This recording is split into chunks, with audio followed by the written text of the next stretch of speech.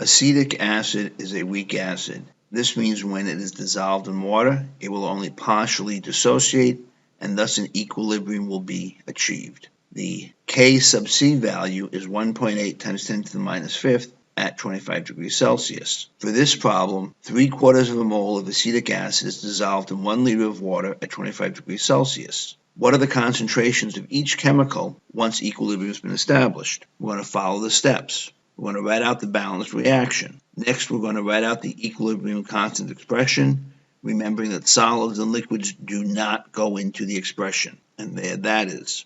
Next, we set up the icebox. So we have our 3 rows and the appropriate number of columns. We're going to X out any boxes under solids or liquids, and there's just the one liquid, water, so it gets X'd out. We're going to fill in what's known. We know we start with 3/4 of a mole of acetic acid, and before any dissociation has occurred, we have no hydronium and no acetate.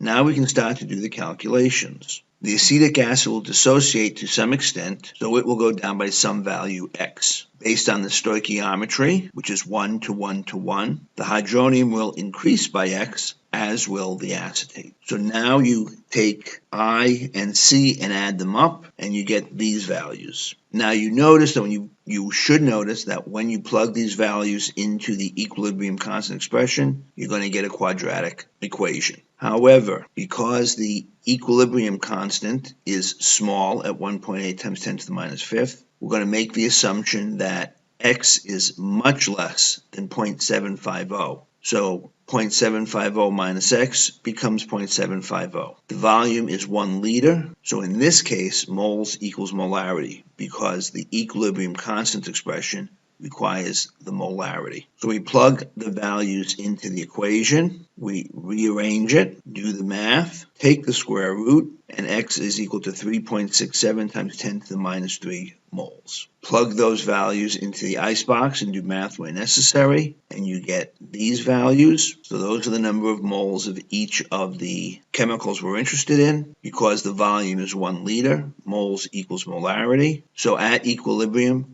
the concentration of acetic acid is 0.746 molar, and the hydronium ion equals the acetate ion at 0.00367 molar.